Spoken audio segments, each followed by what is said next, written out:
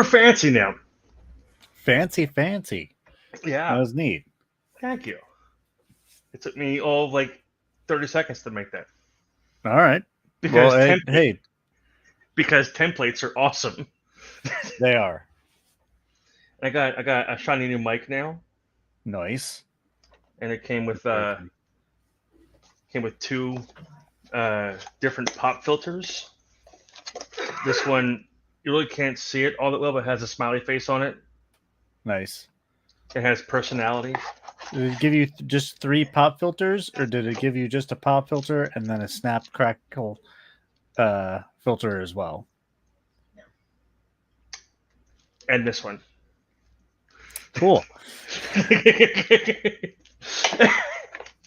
Well, welcome to the show on our original home and our new home because the Verge family has merged with the Basement Show family. Our buddy Rev Grimm and Mr. Nast, and hey, look, we have a friendly Twitch mod here. Hey, I'm not sure why, but we appreciate how's it you going?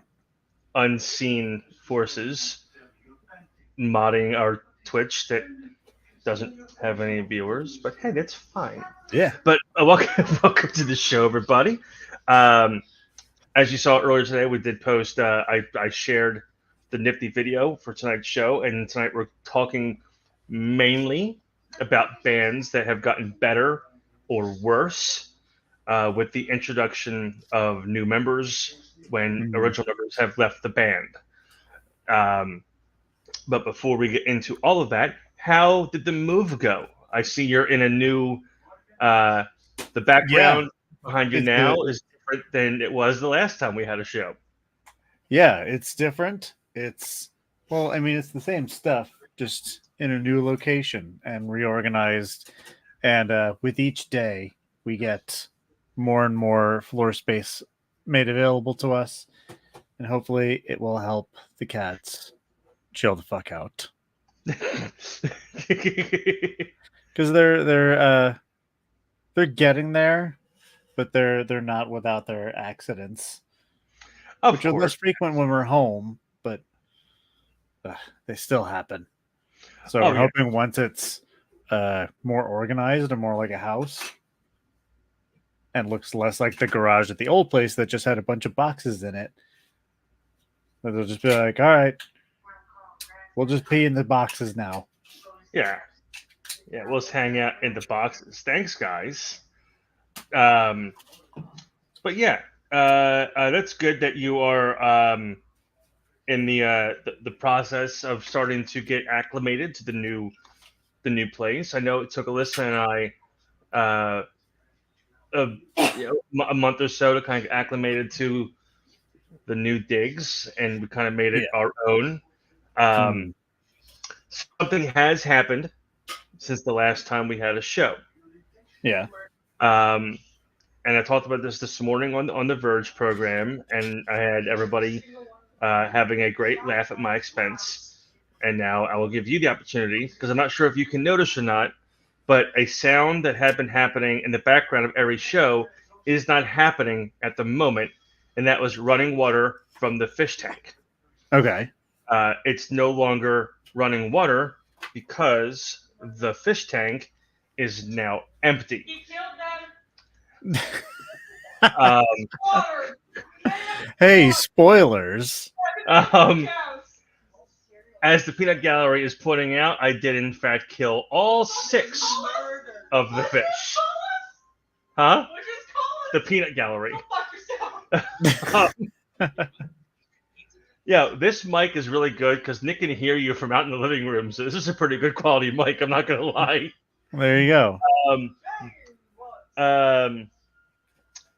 But yeah, so they... Should I ask how or should I ask why? Yeah, you can. Yeah, here's the how. I was changing the water in the tank, which I've done numerous times. And I literally bought this thing from PetSmart to make it easier. Because the first time I changed the water, I was like taking a a pan that we cook in, so it's only about yay deep. Mm. For it from here to the kitchen, dumping out water, and it was annoying. So I went to PetSmart and bought literally a hose that connects to our sink, and then got a big tube on it. The tube looks like Austin Powers' penis pump, and it goes to the fish tank, and you turn the hose on or the sink on, and it just sucks the water out of the fucking tank. Yeah. What took me like an hour and a half to do on it with a pot takes about 5-10 minutes with this contraption, which is super awesome. But so I've cleaned the water out. I have all the fish in different bowls on our table, which I've done every time I clean the tank. And I put new water in, put the fish in, and then I go to put the water conditioner in. That's supposed to make the water safe for tropical fish. Okay. When I picked the bottle of the conditioner up, it dawned on me that the last time I cleaned the fish tank out, the bottle was almost empty. So where I was supposed to put like 3 teaspoons of this stuff into the water, I put maybe a quarter of 1 teaspoon into the water. And then within an hour, all the fish were like, bye, and they died. Well, so it's very weird to say this about dying fish, but the funniest part of the fish dying was so all 3 of the big dumb goldfish died, including Anna's goldfish that she named Daryl Sebongo. He was the first to die, so I called her first and R.I.P. Daryl. All right, hold on. Let's pause this for so. Let me give my context. Oh no, yeah, she was at. No. Let me speak. Oh, sorry. Let me speak. So. You don't have to hold that close to your face. I don't give a shit. So. Just he can hear you from here. He heard you out there. I don't care. So I have like a summer program that I'm going. I need to hear him. I have a summer program that I'm going to for college till like August 1st. And we went to the American Dream Mall on like Tuesday. The American Dream Mall is basically a New Jersey version of the Mall of America. It's made by the same company that made the Mall of America. Oh, okay. So how do you think I felt when I'm sitting in the Nickelodeon theme park with like a statue of like Ren and Stimpy, and I got a text from my dad, R.I.P. Daryl Sebongo. Called him in 4 seconds. And I was like, what do you mean my fish is dead? I'm sorry, I murdered your fish. And then every other fish died. Yep. I imagine you would have a mixture of emotions being at such a jovial place and receiving such terrible news. You had a mixture of emotions being in such a jovial place and then having such a mixture of emotions. I was like, oh my god, there's Sandy and SpongeBob. Yeah, my fish is dead. Oh, my fish is dead. R.I.P. Daryl Sebongo. I don't think Sandy and SpongeBob are the best ones to break that news to. I feel like they would take it a bit more personally if you tell them that your fish is dead. 100%. So 3 of the goldfish go bye-bye. One of the algae eaters go bye-bye. Then about 2 hours later, the one algae eater that was like hanging in, he went bye-bye. No. So Alyssa comes home and we find the one algae eater floating at the top of the water. We flush him. There's a bigger algae eater, about 6 inches long. Big son-bitchin' algae eater. And he's at the bottom of the tank by the rocks where he used to always hang out. I'm like, I think he's good. And I moved the rock and he was just like, yep, right to the top of the water. And I'm like, he is not good. He had to prove you wrong in like the shittiest way possible. Yeah. So we take him out, we take him to the toilet, and we flush him. And he doesn't flush. So we flush him again, and I hold the handle down, and then he finally goes down and goes bye-bye. Alyssa goes to the bathroom a few minutes later, and he comes out, and and she goes, he's still in the toilet. And I went, what? And I look in, and just his tail is sticking out from the exit of the toilet. So she takes the net in and like I guess pushes him down and flushes again. Tail's gone. We're free and clear. An hour or so later, I go to the bathroom. I go to flush the toilet, doesn't flush. But there's toilet paper in there. We have a tiny human being, so I thought maybe the toilet got clogged or whatever the case may be. So I get the plunger and I plunge, take the plunger out, and there's that fucking fish floating back in the toilet again. This is like your version of the telltale heart. Yeah. This is like it's the telltale shark. It's the telltale algae eater. The telltale fish. Yeah, this was like like I wonder like basically all that fish did, and I just thought of this just now.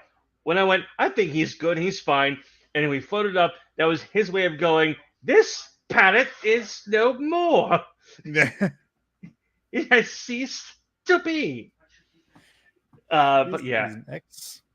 And then so what makes this the story 10 times better is the day. So I think I told you this fish was given to us by our neighbor when they were moving out. The next day after I murdered 6 fish, Alyssa and Aaliyah were going out to lunch with the neighbor who gave us the fish. Oh, cool. So we had to sit down the 5-year-old who has no filter because she's 5 and explain to her, you cannot tell Miss Rose that the fish had been murdered by your bonus dad. She says, I'm going to tell her. And she goes, you're not going to tell her.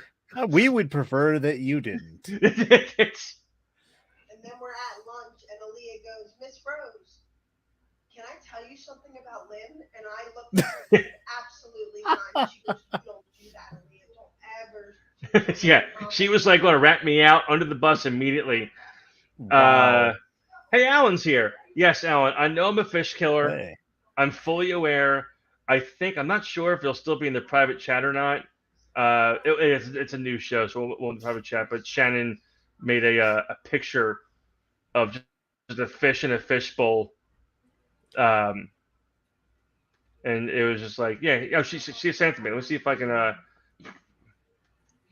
Here's the picture she made prior to or when the story was first told earlier today.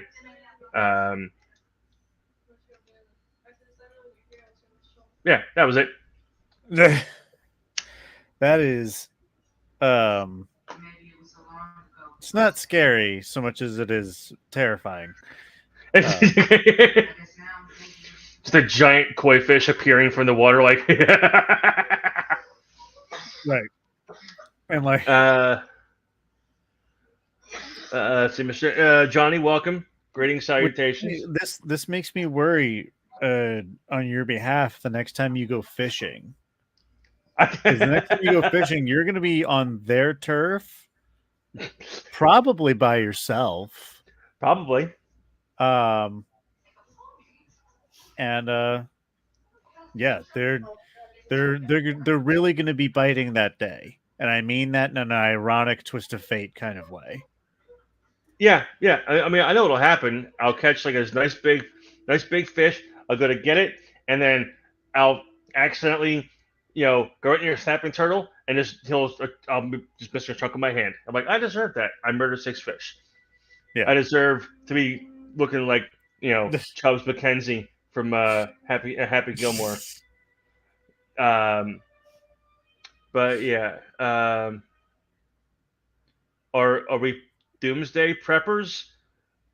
No, absolutely. 100%. You're not a prepper. You didn't listen to Titus. Pocket sand. You got. I live in the Pacific Northwest. I'm like, we are constantly worried about the big one, all the time. So you gotta, excuse me, you gotta be ready. Nick, I gotta tell you, I want you to know that, and I told Alyssa this originally when the whole thing first happened. The cackle I made when this happened. So Aaliyah's around me all the time, and when I burp, rather than saying excuse me, I say I'm sorry for yelling. I do it all the time. So we're here eating dinner at the dinner table, and she's drinking something, and she burped, She went, "Sorry for yelling," and I cackled with laughter. So now when I burp, she goes, "What do you say?" I said, "Oh, excuse me," and she goes, "No, what do you say?" It's like, no, what do you say? Not like the royal you. I mean you specifically. I had that Alyssa, makes me feel good because I feel like I started saying that around you, and you were like, yeah, you said it once around me, and I'm like, this is great. I'm with this from now on. Right. Like, this is mine now. We're sharing. Yeah, Thank you. Yeah. But no, I'm not a prepper. But before we get into anything, You're Nick, just gonna wing it. Yeah. Why the hell not? I'm going to bring this up to you. I'm not sure if you've seen it yet, but because you always talk about this. I guess I'll say guy. Guy would probably be the wrong term to use for him. Okay. Thing, person? I think, might be a better term. But Randy Feltface is going on tour. Oh, nice. And he's going to be in Philly on December 11th. That show is just added recently. But November 14th through the 16th, he's going to be out in your neck of the woods in Portland, Oregon. Nice. I'm not that's sure. Perfect, because that's where I saw him last time. And I'm not sure where he's going to be. I mean, probably the same place. Yes. Probably Helium Comedy Club. What? Name me one blue food. Blueberries. Blueberries are fucking purple. Braden can't have blue. First of all, don't name your kid Braden.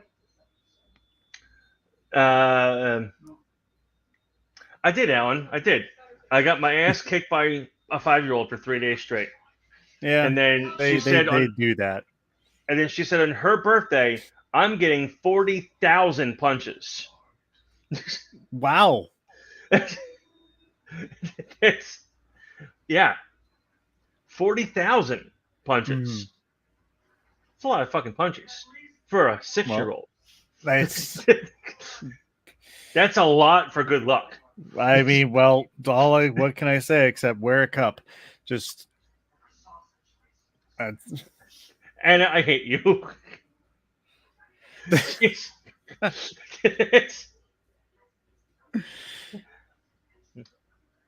Yippee easy. Yippee easy. Yippee easy. Anna, I didn't know you spoke Italian. Easy.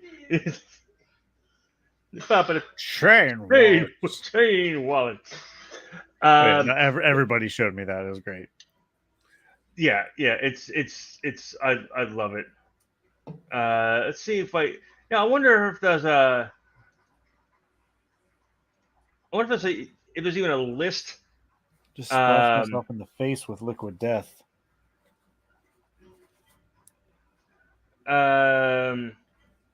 Experiencing occupational hazards.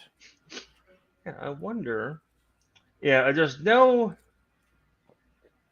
list about bands that have gotten better. Bands got worse after members left. But of course, it's going to be our opinion, more or less. But I think a lot of these are going to be. See, number 9 on this list, I disagree with 100%. And we'll talk about them shortly. Well, before we start, I'm just gonna. I know Alan's gonna give his opinion and his thoughts on some of these things that we're talking about. Panic at the Disco. I will discuss them. They're in a different category of bands where there's only one guy left. Seriously, before we begin, bring back the entire original Panic lineup, and then we'll talk. Which is funny because that kind of sounds like the name of a Panic at the Disco song title. So it does. One of their earlier ones. Their first album is absolutely amazing. I don't care what anybody says. Yeah. Second one was different but good. Third one is also different but good. Everything after that is I could take it or leave it. Because everything after that, it kind of became the Brendan Urie show. But before we get into that, I just want to get this part out of your system early, and that is, hey, Lynn, if there's one heavy metal band where you could choose to replace a band member, because you hate them so fucking much, what band do you think would get better if they replaced a member of the band? And why is it Lars Ulrich? It's fucking hate. I mean, Lars. it's a rhetorical question. Everyone knows why, but because he's all kinds of terrible. Like negating or not including his proving that Metallica was all about the money and not about the music with the whole Napster lawsuit thing from forever ago. Yeah, God. That was the least rock and roll thing he could have ever done, other than his drumming contributions to it. Yeah, her friend and his friend Erin is not only obsessed with Metallica, but she loves Lars. And every chance I get, I will point out the fact that he's a terrible musician. Well, it's not even that he's terrible; he's just so mediocre. So I'm pointing something out in one of the many TikToks I made about how much I hate Lars Ulrich. That when he was younger, he wasn't necessarily skilled, but he had the speed to cover that he wasn't great. And now that he's older, he no longer has the same speed he used to have. So his lack of skill is really starting to show more in live shows, because recording an album, they can do 85 takes until they find the one that sounds good. Right. But live, you can't go, wait, let's try that again, guys. Sorry. Yes. But yeah, there's something about his face that's just punchable. That's very, that's very true. But yeah, like you can look at the video, and I know you'll bring this guy up at some point in our conversation, but the any recordings of when Joey Jordison filled in for him when he was sick, and download a couple years ago, 10 years ago, how long ago it was, and you could really see how good Metallica could sound if they had an actual good drummer. Right. And Alan and I talked about this earlier today in the show, and that's not even saying, like, Joey was great. I love Joey as a drummer. I thought he was a fantastic drummer. Yeah, I got to see him actually when Korn was looking in between drummers after Terry Bozzio left, but before Ray joined. They were touring. This is also while Head was not in the band. Yeah. So it was three members. It was three members. That weird. This was that weird period. It was the aptly titled "Bitch, We Got a Problem" tour. So it was like wishing on a monkey's paw to see Korn. It's like, you're gonna see Korn live, and you're gonna be like 10 feet from the stage, and I'm like, cool. They're like, but it's gonna be promoting the like least favorite of everyone's Korn albums. Yeah, that album cycle of those album cycles in that time frame, they were the equivalent. Like the equivalent of those would be for Slipknot, All Hope Is Gone, and The End So Far. Yeah, we don't talk about that album. But I mean, that's a good, thing to segue into how, like, it's really funny how Korn is one of those bands where you can tell the difference before, during, and after Brian Welch left and then rejoined the band. After he found Jeebus. But also it's not even just like, oh, they're back to the same old thing because he's back in the band. He also had a new drummer to work with, which is why it's like Korn's, music kind of has this part where it's like really good, kind of mid, and then back to pretty good. Yeah. one of my, and I say newer Korn songs, but it's not really that new. But one of my favorite ones, I think it was on the album that they released after Head rejoined. Mm-hmm. I think so. I can't remember if it was on that one or album return to that, but Love and Meth. That was like the first single they did with him back in. Yeah. Yeah, I love that song. Like when I heard that song for the first time, it was like, oh, Korn's back. Yeah. What's funny is I remember I was at my buddy Trevor's place, and I was just scrolling through YouTube on my phone. I'm like, oh my god, new Korn video dropped, and he's like, what? And he put it up on the TV, and with no context, his wife in the other room hears the song start and runs out, and she's like, is that new Korn? Like, she knew without any context or hearing our conversation, like, she understood the assignment. That is fantastic. There's nothing better than I'm looking out at Alyssa sitting on the couch, and the dog is like, so she's on one side, Anna's on the other side, so the dog has nowhere to sit. So he's just climbing halfway on Alyssa. Mm-hmm. Like his back paw is just still on the ground, and half his body is just across her. Yeah. Just like, I need attention and love, mother. Yeah. Like, I just live here now. But yeah, so yeah, Korn, and I mean, you could say the same thing about Slipknot in a way. Like, they've had so many changes, it's hard to tell. I don't want to say who caused what, but what changes caused what things, because there have been so many, and some of them were out of their hands. Like, Paul Gray was just like an unexpected thing. Yeah. And then Joey leaving and being replaced with Jay. And again, I said it before. I thought Jay was a great drummer until Eloy joined the band. Right. And then it was this is it. Well, yeah, because Jay's a good drummer. Eloy's a fucking amazing drummer.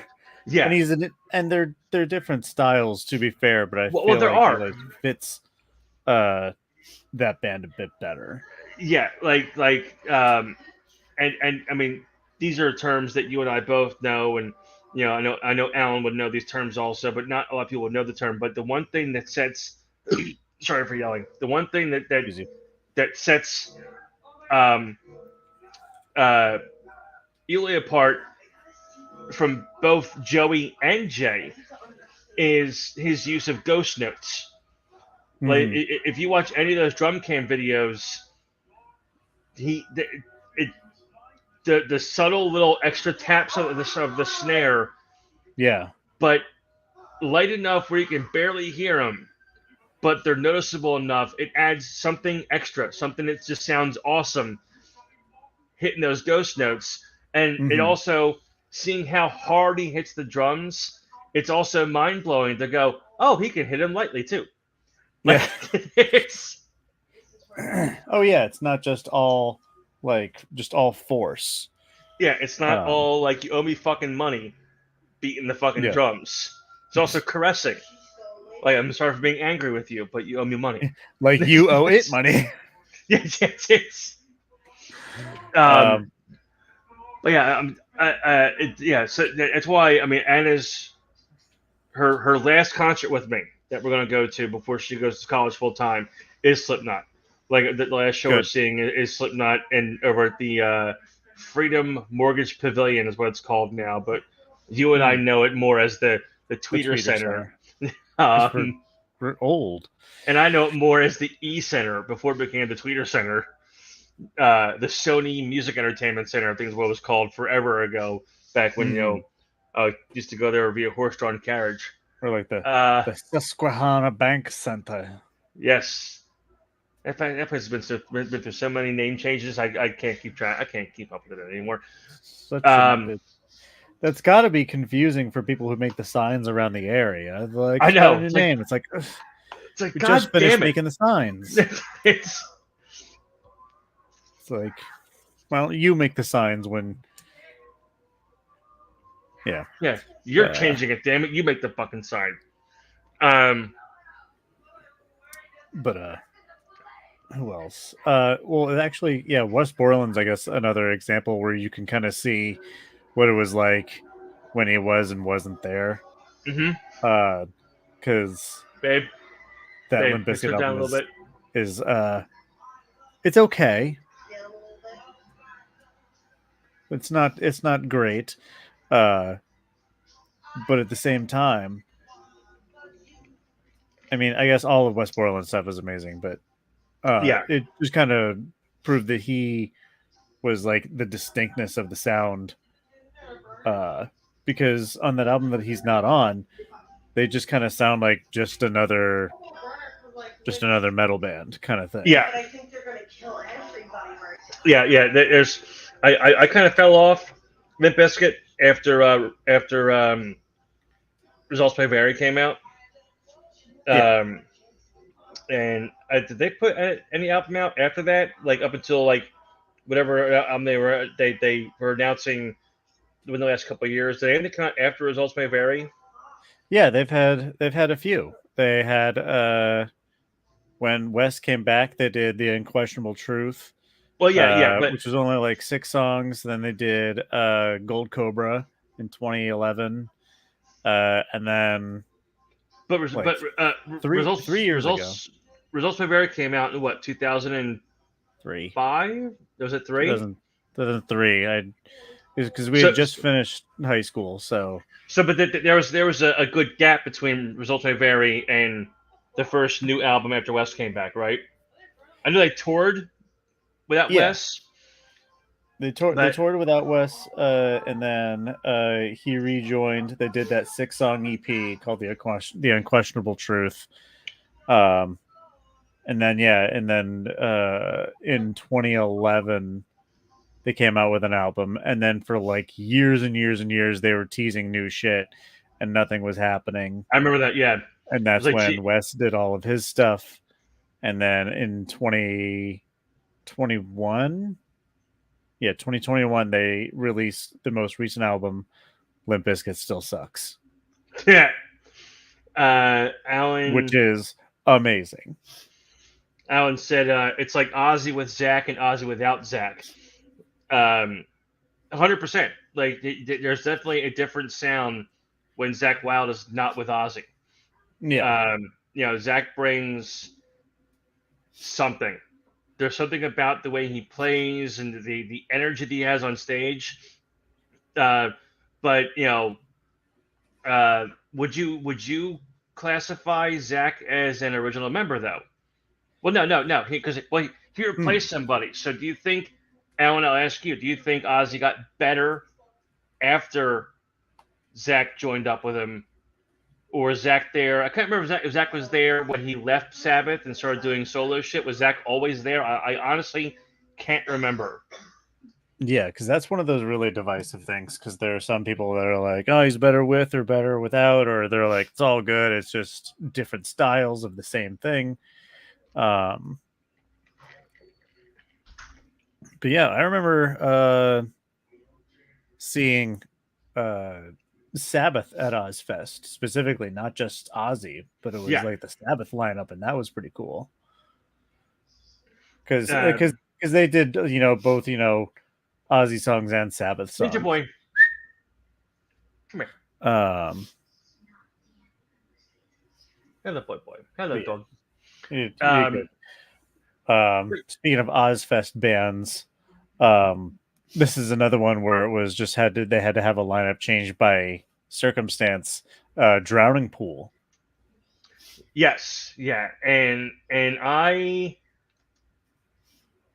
don't know.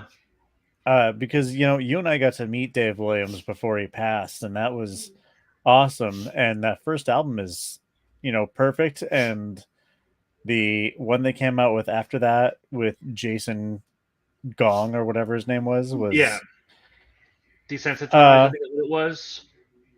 Yeah, it was. I don't know. They went this like dude bro route, and I just wasn't here for it. Yeah, like And then all they the got songs. Mr. Soil. Yeah, and he was there for like I think 2 or 3 album cycles. He was pretty good. But And then they get all like, hard-ons for militaries for a while there. Like hi all our Liz, songs how are about you, supporting Lizzie? troops. But yeah, but Dude, bro. their current singer, the guy who's been with them for a while now, I like him.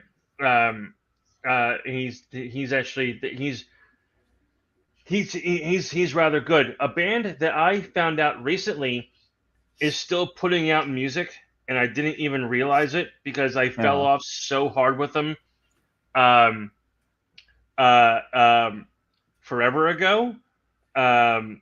And their last album that they put out was, the last single they put out was in 2022. So it was fucking 2 years ago.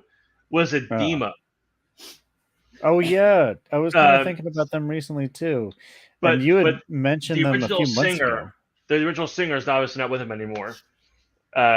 He's come and then left, and then come back again, and then left again, and then this weird back and forth thing that he's just like in or out. He's like a cat. Yeah, he's like, yeah, I'm back. I'm leaving again. But yeah, like that. It's and I listened to their one new song that came out. I think it was I think it's called Violent Principles. It's the last one I listened to, and who makes music? Oh, still? Ra! Oh, wow! Oh, I only know like one song by them, and I listened to it back in high school, like 20 years ago. But it was, it was a good song. I think it was like "Do You Call My Name" or something like that. Let's go. Move. One of my favorite sorry for yelling again. One of my favorites before we get into this whole thing. It was a on Pierre Bear's show years ago. This guy called in and was requesting a song, and he was requesting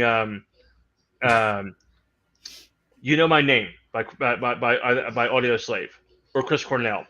It was on the James Bond soundtrack forever ago. And the guy calls in and he's like, "Yeah, I want to request that song from James Bond, the audio Chris Cornell song." And Pierre goes, "Yeah, You Know My Name." He's like, "Yeah, you're Pierre Bear." But is it the song? He's like, "Yeah, the song." He's like, "Yeah, You Know My Name." He's like, "Yeah, you're Pierre. I know your name." And it's just, oh my god, it went like this, like who's on first? Yeah, shit. This is like 30 seconds. And Pierre goes, "No, the song is called You Know My Name." The guy's like, "Oh." I was waiting for at one point, just like, "No, this is Patrick." That's to her, not to you. But yeah, like it's but that was my little side tangent here. Chris was definitely a really hard loss. Like him and Chester were really bad. I came across poor Eddie Vedder's all by himself at the '90s singers reunion. No one knows what he's saying. Do you ever see that video? I've seen on TikTok and YouTube, the whole 9, Instagram Reels and Facebook, with the deaf person at the Pearl Jam concert, just like staring, and it says the interpreter, and he's like, look it up on your phone. But so I came across this video actually earlier, and it was a band that definitely got worse when members left, and even when some OG members came back, were still awful because of one member alone, and that member is Axl Rose. I'll give him credit. He's showing up on time, and he's not like throwing shit into the crowd and leaving because someone's wearing a Slash t-shirt, or the hell he used to get pissed off about in the fucking 90s. But he looks like Mama Fratelli. Yeah, I saw a recent video of him, and and he sounds terrible. And going with other singers who have passed away, Scott Weiland was in Velvet Revolver with Slash, and so GNR, I guess at a show recently, were like, we're gonna do a Slash song now, and they did Slither. And Axl really tried to sing it, and about 10 seconds in, he should have stopped trying. Yeah, that's something you gotta be like, am I the same range or register or even style of singing as this other person? No, I'm not. That's it. But another category I wanted to discuss is bands that only have one original member left and what that makes the band at that point. It's like a borderline Ship of Theseus thing with the band, where it's like, is it even the same band at this point? Case in point, Panic at the Disco. Yeah, Panic at the Disco only having one member left. I'm noticing it's like that with a lot of pop punk bands. For a while, it was Blink-182. Yeah, I was Travis was still there, right? Yeah, but he replaced Scott Raynor. Travis isn't an original member. Oh, right, yeah. Slash became phenomenally better when he teamed with Miles Kennedy. Like, yeah, 100%. But yeah, I'm trying to think. What other bands only have one OG member left? That Say Anything. They're a band that I liked. I liked them more when I was angry and in my 20s. Yeah. And at this point there's only just the singer left. All the other members have either fucked off. They've fucked off. So for a while, the Misfits. Alan said the Misfits. Right. I think the most noticeable shift in a band when a founding member left. This isn't like, I think at this point there's only the original singer left, but Evanescence, I think, it's just Amy Lee at this point. And did you see musicians than like the first Fallen album or whatever that EP was before it? Did you see that the that Twitter and whatnot is like going nuts because they announced a tour with Skillet, and for a band like Evanescence, it's always like, you know, standing up for LGBTQ people and being allies for them and the whole nine, to like team up on a tour with Skillet. Are Skillet homophobic? They are, or are they just like preachy to the point where it's just kind of implied? The lead singer of Skillet has been on Fox News a lot. He thinks the critical race theory should be banned from schools because, you know, it teaches racism and, you know, the same usual talking points. And then he had a bunch of like awful quotes about the LGBTQ community. I forgot. Yeah, Cold regrouped all original, and they were amazing when they got they got all the OG members. Oh, good. Yeah.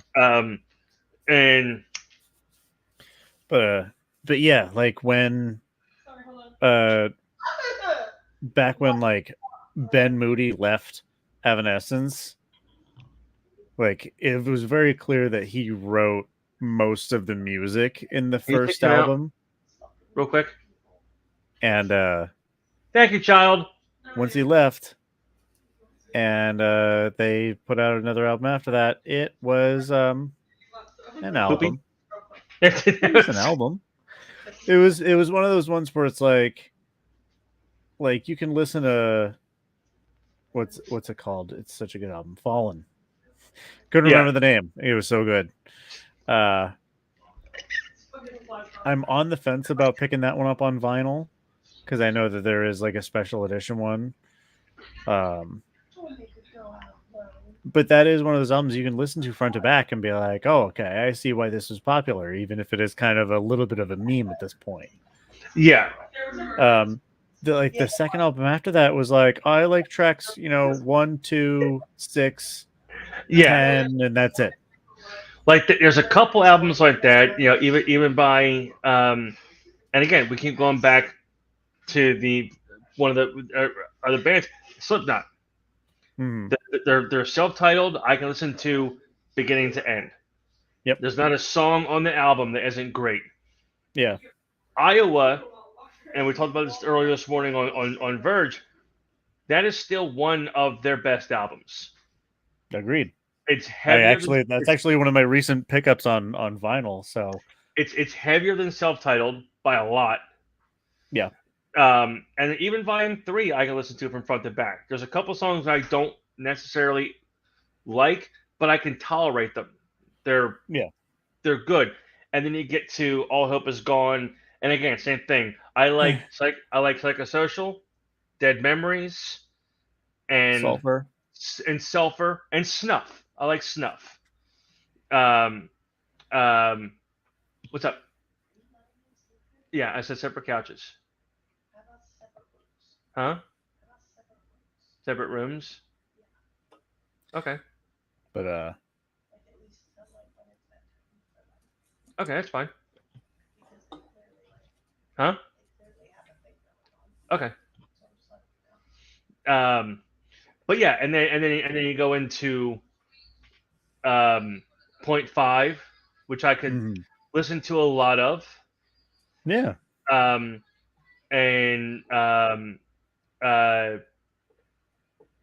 Not Your Kind. We're Your Kind. That one I can kind of go front to back. There's like one or two that I'm like, I'll skip this one. And then going again to the album we don't talk about, the end so far. One song on the album, maybe two, I can listen to, and it's Chapeltown Rag, because that one does sound very similar to Eyeless, like the way it begins and the whole nine, and then the Dying song. There's I think the only two songs in that album that I'm like, I like.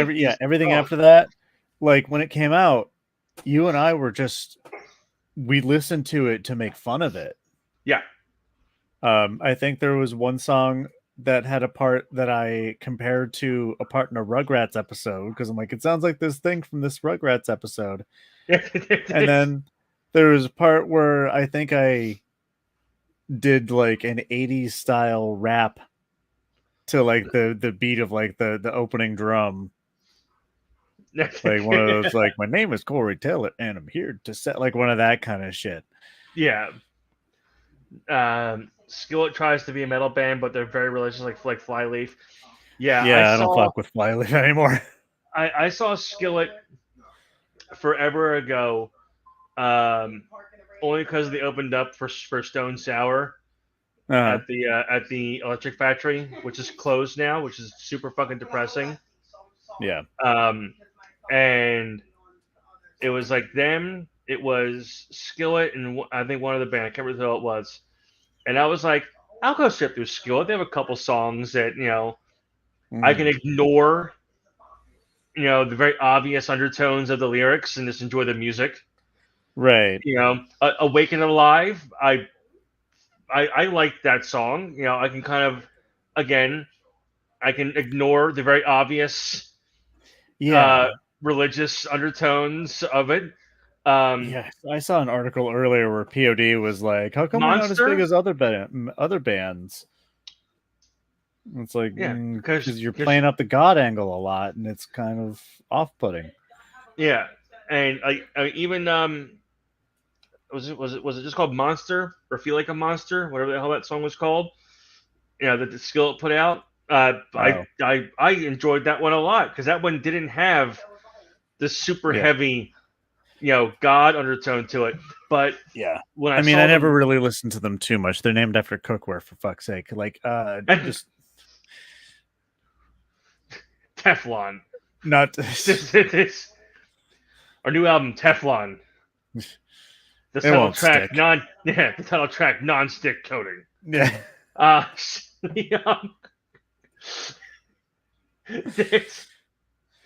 want y'all to move and dance to this song. I want you jumping. This song is called Pam Spray. But yeah,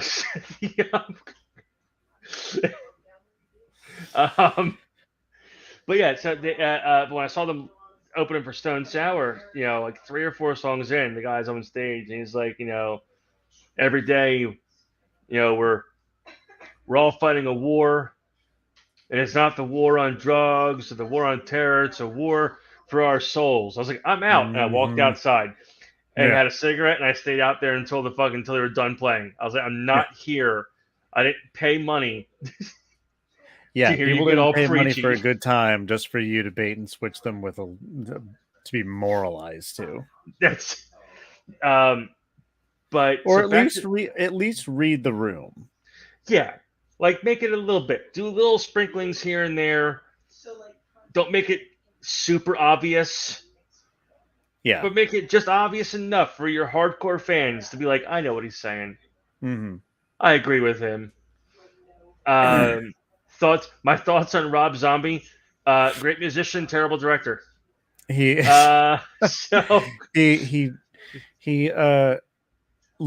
looks like aptly titled a zombified version of Jason Momoa. No, not zombified. It looks like if you microwave Jason Momoa. That's right. For too long. Just turned him into jerky, left him out in the sun. I shouldn't say he's an awful director. He's a good director when he sticks to his... He's a director. His thing. Like Halloween, I love his Halloween remake. Halloween 2, I thought was absolutely fucking god-awful. His music's gotten kind of samey lately.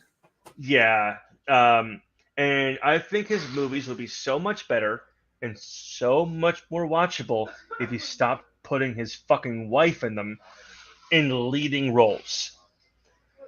Bring back White Zombie. That's all I ask. If he gave her little bit parts, that'd be great. But casting her as Lily Munster and that god awful remake that he did, my God, I sat through that movie. I was like, I'm going to give it a shot. I'm going to power through Rob Zombie's Monsters. And I watched it on Netflix for free, so no refund. I sat through the entire movie, and they tried really, for somebody who was like, I love the Munsters, I love watching them. I was really hoping that he would like capture the little bit of spirit of the Munsters. Mm-hmm. Nope. It was a Rob Zombie Monsters movie.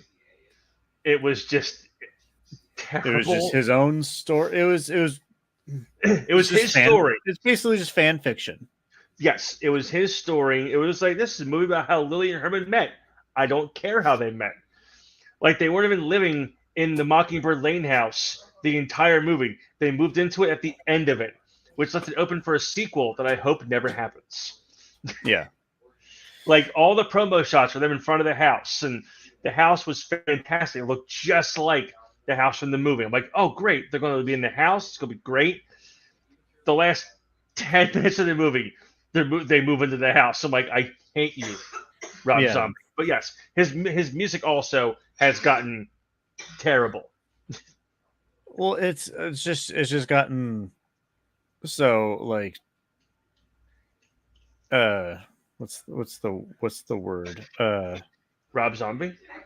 No. Yes. You nailed it. Unremarkable. Yeah. Like his old songs, More Human Than Human. I mean, he went into a record office one day, and they were like, Rob, look, the album's great, but you have to understand that an orgasm is not an instrument. And he's like, I'll show you. And he went, you think so? He's like, I'll take that bet. What's up, Troy? Yes, Devil's Rejects was amazing. House Without Corpses was great. Three from Hell, I can do without. But back on the topic of bands that got shittier or better when members left, the this is going to be the one that I said I saw on this list, and I said I disagree with it wholeheartedly. And Alan may disagree with my words here, and I'm waiting for the backlash. Van Halen got better when David Lee Roth left. You're a Van Hagar. Yeah, I like Van Hagar. I think Sammy Hagar is hands down a better singer than David Lee Roth is. David was a showman. He was not a great singer. And both him and Sammy are roughly almost the same age. Mm-hmm. And Sammy still looks like he did 40 years ago. And David, you know what it is. It's all that Crystal Pepsi. It's Remember they did those during the Van Hagar years. They promoted Crystal Pepsi, which is a very old sentence. And you're old for knowing what I'm talking about. I know. And Alan, you're right. You saw it on TV. There was less drugs and more alcohol. That's exactly why they got better. Segueing to a band, or an artist, I should say, that I believe is only as popular as he is because of being related to somebody from Van Halen. That's Wolfgang Van Halen. I don't like Wolfgang Van Halen. I shouldn't say I don't like him. That's wrong. That's not the right thing for me to say. He has talent. I know he played on his first album or every album. He plays mostly every instrument on the albums, which takes some skill to record an album. Just you playing it. Prince did it all the fucking time. Yeah. But no, not bad Linn. Good Linn. The only reason. So, Alan, I'll ask you this because you worked in the music industry, so you'll understand my analogy. I hope. If Wolfgang Van Halen was just your average Joe that was in a band, would they get the spotlight as quickly as they did with him being the son of Eddie Van Halen? Oh, you're claiming he's got Nepo baby privilege? That he skipped some rungs on the ladder a little bit. Well, I mean, there's a lot of musicians who have done that. Oh yeah. I think absolutely not. Alan's comments, absolutely not. I mean, it's definitely Nepo baby privileges, and look, Alan and I and Marco and Johnny, we are all in the same boat because we're wrestling fans, so we also have Nepo baby problems. People who come in the company and only get the spotlight because they're related to The Rock or they're related to, so and so who was a big name in the '90s, and now they get the extra kick in the ass to kind of like shoved to the front of the line, where like, stop it. But yeah, I don't think I think he worked less because of him being.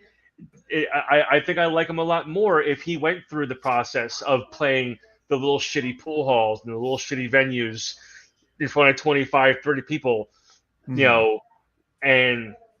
the whole nine, rather than putting out an album and getting like instant radio play on every major rock station across the country.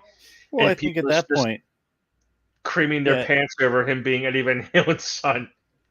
Yeah, well, I think at that point he's got to pass that test of like having he's clearly got the talent, but he's kind of gotta have to show that he's got the character for that kind of thing. Because there's like that saying of like your talent will take you places that your character might not keep you.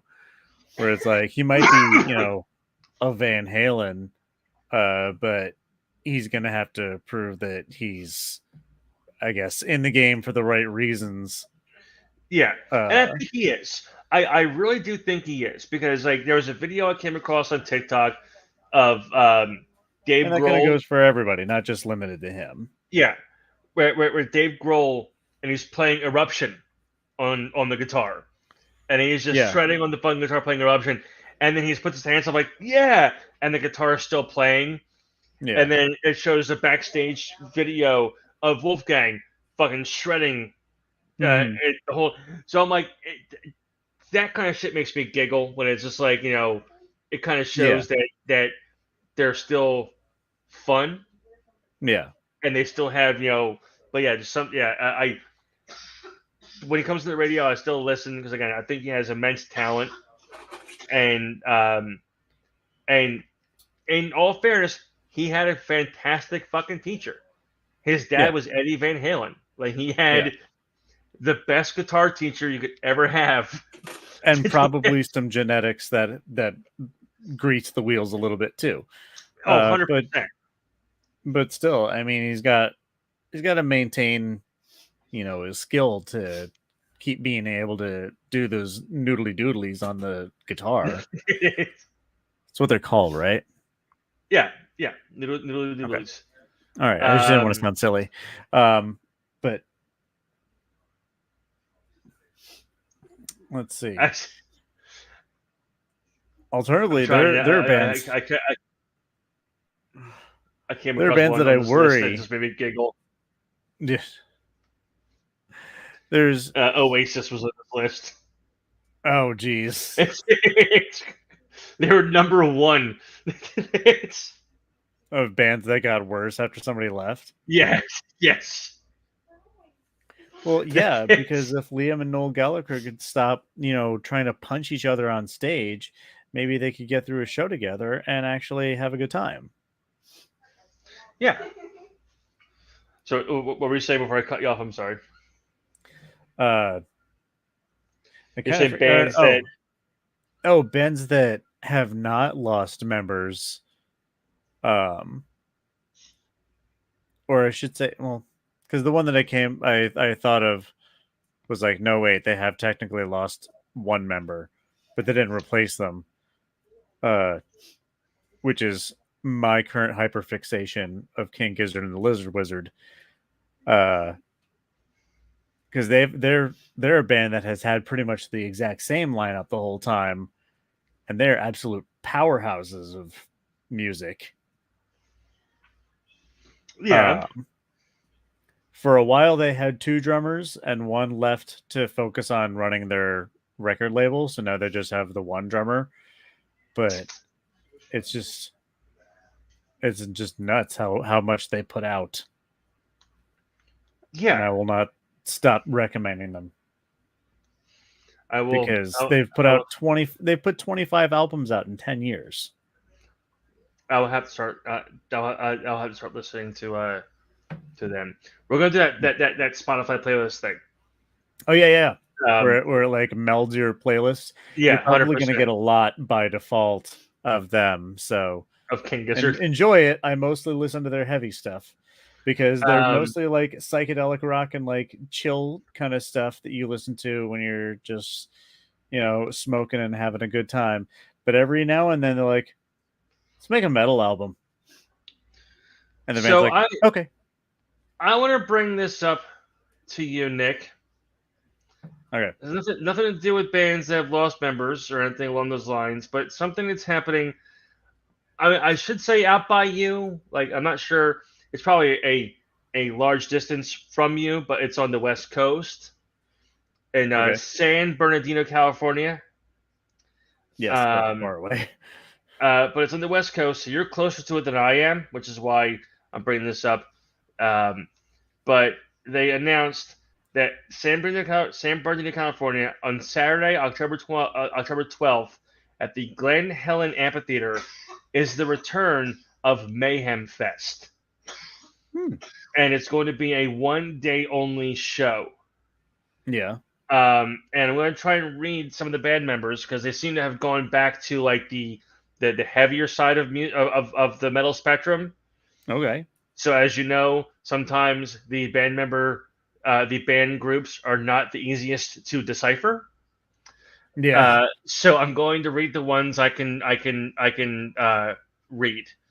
So Roman Candle, Holy Wars, Unearth, Darkest Hour, Mafika, After Burial, Suicide Silence, We Came as Romans, August Burns Red, Kitty, Poppy, Ginger, Architects, Parkway Drive, and Bad Omens.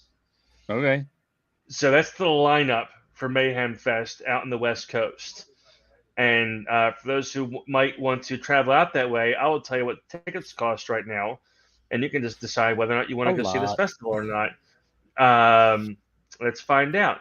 The tickets. I like that they mentioned. I like that Poppy's on there. She's kind of an interesting addition to the conversation because she is a solo artist who, by way of getting rid of a producer, completely changed her sound. Yeah.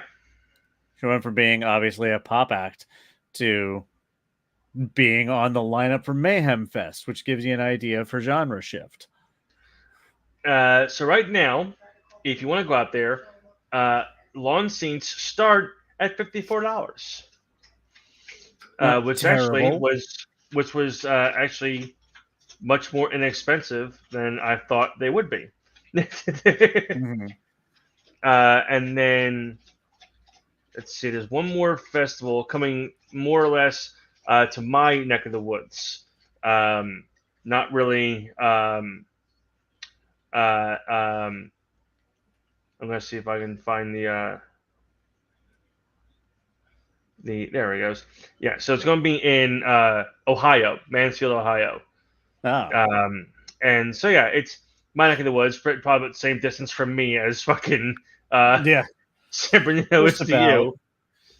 But sometimes one of those things, like I've always said, I've always wanted to try to get out to one of those like big festivals. And this is the Incarceration Festival, and it's happening July 19th to the 21st. So clearly, I'm not going to be doing that one this year. So the full lineup, and it's a 3-day festival, and I'll kind of go through some of the bands playing on all 3 days. Holy Wars, who was also going to be on Mayhem Fest, like Moths to Flames, Veils of Maya, Attack, Bad Wolves, Poison the Well, Chevelle. The shock in my voice was legitimate because I was kind of shocked to see them on there. The Offspring and Breaking Benjamin. They're playing Saturday. All right. Playing Friday. Playing Saturday. You have, let's see, Lions at the Gate, Upon a Burning Body, Fit for a King, All Shall Perish, Chelsea Grin, Trust Company, Filter, As I Lay Dying, Seven Dust, Hollywood Undead, still around? Wow, good for them. Killswitch Engage, I Prevail, Hailstorm, and Godsmack is headlining. And then Sunday is, let's see, The Behest of Serpents, Another Day Dawns, Peyton Parish, Kingdom of Giants, I See Stars, Brand of Sacrifice, Cold, we were just talking about them a little bit ago. Nice. Stabbing Westward. Holy shit. Oh, wow. I have not heard that name in years. Stabbing Westward, also known as Discount 9 Inch Nails. Yes. Bless the Fall, From Ashes to New, Shadows Fall, Skillet, Dropkick Murphys. One of these things is not like the other. Parkway Drive, Bad Omens, and Shinedown is headlining on Sunday. So those 3-day festivals have like some of probably the best lineups of any concerts that you could thoroughly really enjoy. Which reminds me, I did not get to look at, and I'm going to bring this up just because I have to, because it is a festival. It is happening August 14th through the 18th. And it's a show I've never been to and I've always wanted to go to. And that is The Gathering of the Juggalos. Juggalos. Yeah, there's Jalagua, and they're still naming some artists, but again, a lot of them are obviously part of that uh, uh, genre of music, so it's not really. I don't know a lot of them, but one of the ones I was kind of not necessarily shocked to see on the lineup is Static X. Um, and I do wholehearted, and actually that's what I'll ask you, because you were a hardcore Static X fan. Yes. And obviously Wayne Static didn't leave the band, but unfortunately he passed away a couple of years ago. He left everything kind of unintentionally. Yes. But yeah, I think it's normally I'm kind of about replacing the singer of a band after he's died and kind of like using his image to keep the band going, but I feel like it's being done in a tasteful way. Car? This car, okay. Do we want anything from Silver Diner? No, I'm okay. Sure. Silver Diner. Sorry for yelling. No problem. But yeah, I feel like it's being done tastefully. Yeah. Have you heard any of the any of the live footage of a couple songs of who the fuck's singing for him now? I know it's Zero for the band, but I know it's Etzel Dope. He does sound very similar to Wayne Static. Yeah. They've got similar vocal ranges, which is kind of like that thing I was saying earlier when we were talking about like Axl Rose and what was it, Scott Weiland not having the same style at all. Yeah. Yeah, but yeah,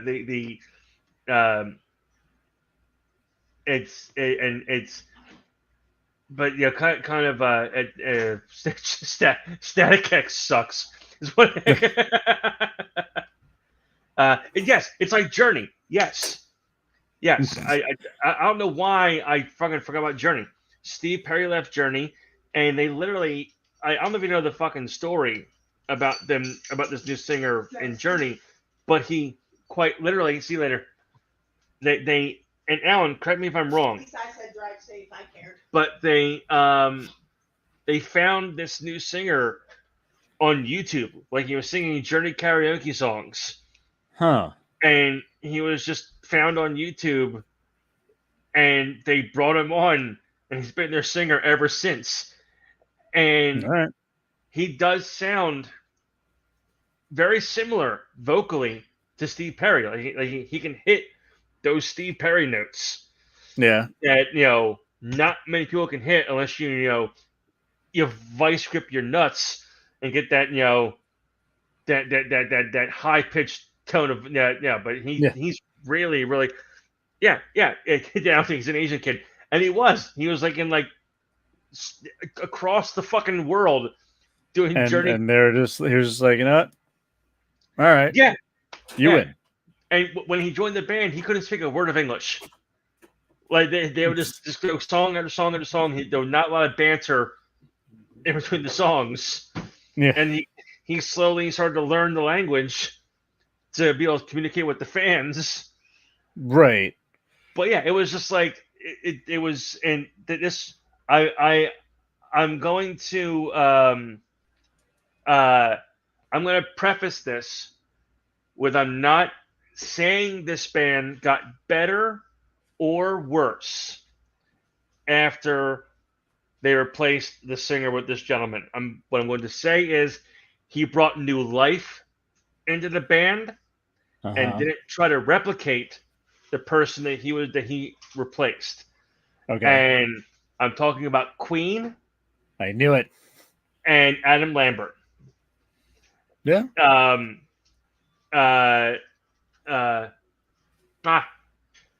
And he doesn't try to sound like Freddie, because there's very obviously one Freddie. But nobody's going to replace Freddie Mercury. But he definitely does try his best, and he he breathed brand new life into Queen, like hands down. Like people always wanted to say Queen was never forgotten. I'm not even trying to say that Queen was never forgotten. Um, and they never stopped getting radio play. They had little one-off shows here and there with random singers, but but imagine, and it's kind of the same thing. Like, and I'll bring this up kind of in comparison. Imagine being, on America's Got Talent, and you play a song with Queen on America's Got Talent, and then afterwards they fucking call you and they're like, "Hey, when you're not on the road anymore, we want to have a talk with you." Right. And then being told, "Yes, we want you to front one of the most well-known bands in the world." And I think Freddie would be jealous of Adam Lambert. Not because of how he can sing, but because Adam is able to be more open with who he is than Freddie ever was. Yeah. Like Freddie obviously was very well known, and it was very obvious that he was gay. But Adam can over the top it way more than Freddie could. Right. And there's this great clip I saw, and they're singing "Killer Queen," and before the song starts, like the lights are all down, and then like a spotlight pops on, and Lambert's in like a chaise lounge, like just like purple, just like over the top prop with a giant sparkly fan, just fanning himself off. And I'm like, Freddie would fucking love to be in Madison Square Garden, relaxing in a chaise lounge, fanning himself off with a flamboyant fan. Yeah, he's like, that's kind of all right. It's like, So all right, Johnny, well played, Johnny. You're right, Adam. So I should say Adam had pros and cons. When he first joined the band, he was very much, when I was watching videos, he did very much, he kind of leaned a little too much into the Adam Lambert side of his style of singing. And as the shows progressed, he kind of found that middle ground between I'm fronting Queen, but I'm also Adam Lambert. And he kind of found that healthy line. Yeah. And no, Alan, I have not I have not heard Johnny Cash's grandson. I have to check him out. Chad Kroeger thinks we suck. Yeah, well, that's Chad Kroeger also sucks. So right. Anyway, I did a search on bands with no original members, and it's like it some of them I didn't know, and some of them I just forgot. First on the list is Gwar. I mean, you could have told me they had all original members, Jeff, and I would believe you, because it's like Slipknot. If I didn't know they weren't all the original members, and somebody told me, yeah, they're all the OG members, I'd believe them. All right. They wear masks. Like, there's no way of me knowing. It's like if you show me a picture of any random 5 guys and you're like, this is Imagine Dragons, I'd be like, okay. But let's see who else. Thin Lizzy, Leonard Skinner, Heart, Sepultura. It's funny, going back to Eloy Custer. Alter Bridge, because what was it, Mark Tremonti in them, and then he went back to Creed again? I guess so, which is funny, because I thought Alter Bridge was his alternative to being in Creed, and everyone was like, we like this band a lot more. So on a side note, Mark Tremonti, he tours. He'll be in AC in a couple of weeks. and it's Tremonti does Sinatra, and he does like. Is he calling it Sinantri? No, he does like like a big band show. Like he has like a full on orchestra. Right. And Jackie Bam Bam on MMR was playing somebody singing "My Way" by Sinatra. And then when it was done, he's like, "That was Mark Tremonti." I'm like, "That's fucking Mark Tremonti." Like he has a really good voice for that style of music, and I'm like, "That's bravo for having such a weird genre swap from I mean, Creed / Alter Bridge to Sinatra." Hey, I mean, we have That's like Danzig doing Elvis. Well, no, I'm trying to think of the band he was. Was it from First to Last that had Sonny Moore in it? I think who so. Also is also known as Skrillex. Yeah. Oh yeah, I forgot about that. Yeah. So yeah, there's different genres can be in the same brain. Corey Taylor does Billy Joel. It's like Dan does Elvis. Listen, don't threaten me with a good time. Yeah. But okay, let's see. What other bands with no original members? Yes, the band Yes. All right. Opeth, Iron Butterfly, In Flames. Wow, I didn't know that. Quiet Riot, Little River Band, Judas Priest. No original members. Huh. Imagine. Yeah. The Strokes. I didn't know that. The Strongs. That.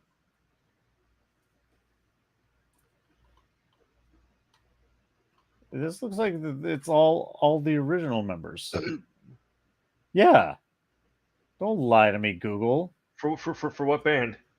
The Strokes. It was like they were in the list of bands with no original members. I'm like, no, they're one of those bands that have all the original members. It's like being like Kiss. That's why all their stuff sounds the same. In a good way. Yeah. It's like Kiss has, all members. No, they don't. They have Gene and Paul and a smattering of studio musicians. Yeah. Who's happened to join them on stage for tours. What was that Kansas? What was that Family Guy? The bit where they went to dressed as Kiss and those as Peter Criss. Lois said Peter Criss. Nobody said Peter Criss. Not even Peter Criss was supposed to be Peter Criss. Yes. There's 10 versions of Kiss. There are 11 if you count Mini Kiss. Yes. Oh boy. But I had an analogy I was going to use for fucking the whole Adam Lambert thing. I forgot about it, and I just what I was going to say, and I'm tying it back into the wrestling world for a second.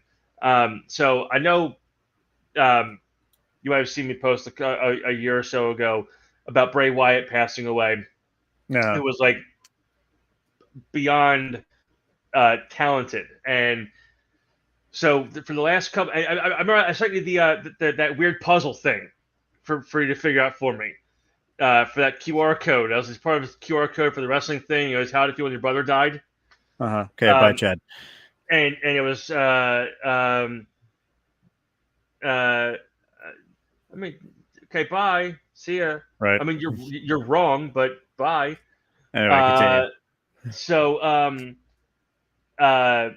they're leading up to this debut of a faction called the Wyatt Six, and it was his actual brother Taylor Rotunda, and then 4 other members of the group, and one of the members was a guy Joe Gacy, who I used to watch wrestle in CZW, and he was in NXT, which is like their developmental territory.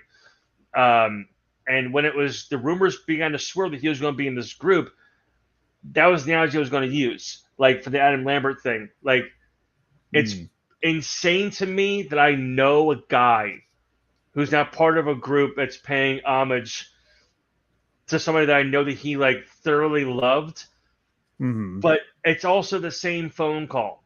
Like you are in developmental. You've been there for a couple years. You don't know when you're going to get called up. You don't know if you're going to get released from your contract because you're not being used. Because being Right. used weekly, and then you get the phone call from like the big wigs. We're going to call you up to Raw next week. You're going to be a part of the faction to honor Bray Wyatt. I ended up messaging his brother, and I was like, "Yo, how did Joe feel?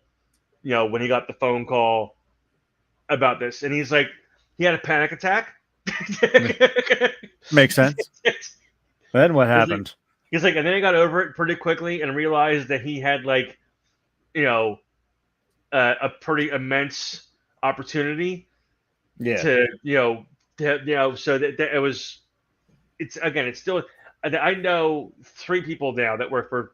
Well, now 2. One got fired last month. But hey, I used to know 3 people that work for the WWE, and now. Who'd you see tonight, Johnny? What CZW legend to see? Tell me DJ Hyde. It was DJ Hyde. I'll tell you to go back and kick him in the dick for me. So back to bands that suck now because people left the band. The Clash is another one that they said they got worse after members left the band.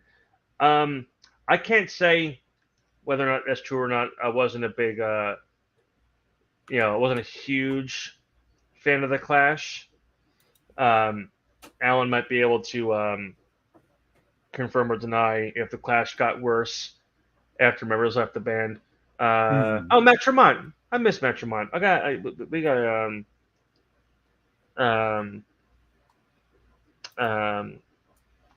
get him on the one of our shows and talk to him. He's a good dude. Yeah.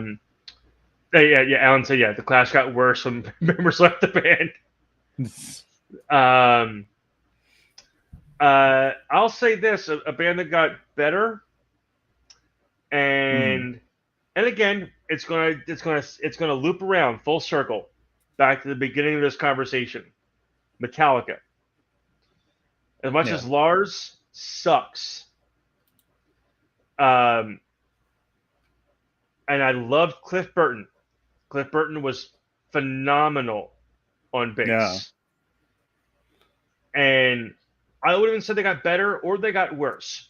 Jason Newsted was the perfect replacement for Cliff Burton. Okay. Yeah. And he, again, it's the same thing we said about Lambert. He kind of breathed new life into Metallica. And he brought a different style of bass to Metallica. Not to make fun of. Was it Jason Newsted or Cliff Burton where you couldn't hear any of his bass? I think that was Jason Newsted. It's like well, as Jason Newsted famously said through his bass guitar playing. I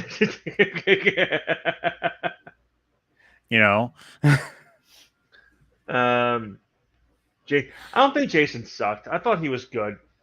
I think Robert Trujillo is better. Robert Trujillo was, joined, in the later years of Metallica. He joined, thankfully, after the fiasco that was Saint Anger. That fucking album. Yeah. Going back to albums that people. I feel like so many bands have like at least one album where it's like we don't fucking talk about that album, okay? And the problem is there's 2 Metallica. There's Lulu, that one they did with Lou Reed. That was a disaster. And then Saint Anger. I remember Chad. I fucking hated Chad for this. He sent me a video, and in that song, I think it's "Frantic" off that album. Oh, where yes. That frantic? Was it the repeating TikTok? Yes. I knew exactly where you were going because he sent that shit to me too. 3 minutes of James Hetfield going tick tick tick tick, but it was all it was all the camera cuts and the different faces that he was making during that fucking song. Yeah, but the one that Chad sent to me that was in a similar vein to that, but it's a Foo Fighters song.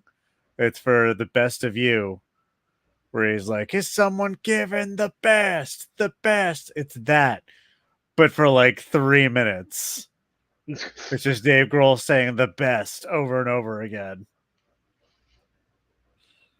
Let's see if I can The best, the best, the best, the best, the best, the best. Like it just goes. I gotta see if I can find that fucking video. 'Cause I'm not sure if Alan's ever seen it before. And Yeah. just to give him the fucking chuckle that is. It just goes. It's I gotta see if I. It's just like.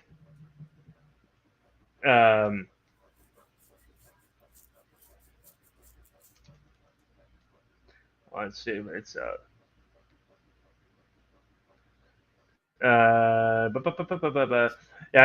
I'll look for it. It's at some point in fucking and apparently and I thought they did that documentary, some kind of monster, and there's a part of that where like where they're just yelling at each other.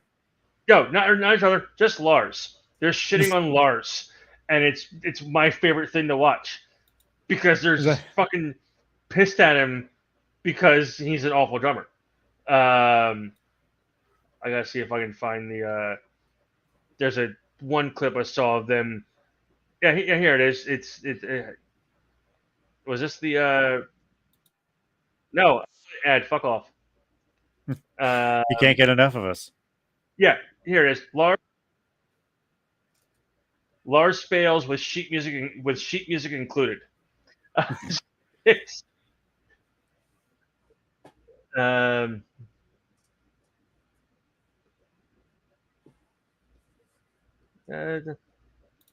I'm gonna put your comment right here, so we can all laugh at you. Yeah. There you go. Anyway, that's what I was saying. You're not allowed to do a thing because I don't like it, and also it's bad. Well said. Yeah. Very happy. Anyway. Very happy that you are not happy with this show. Yeah, exactly. Lars sucks because he fucked Napster for us. Exactly. But yeah, here's the Lars fails with sheet music included to just anger musicians. It's...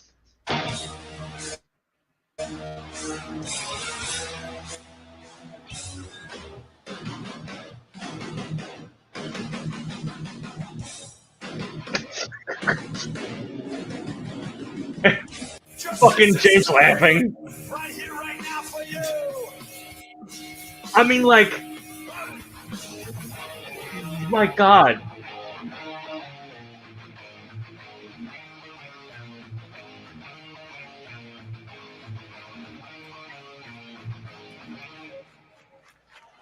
We have to start it again?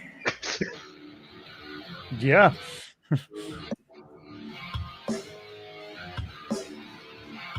Why don't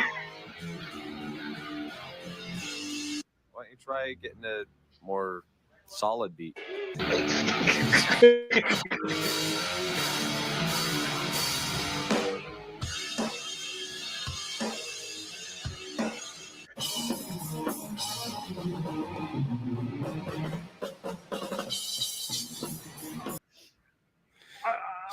I mean, when the bass player looks back at you like that, that's not like a yeah, man. That's like a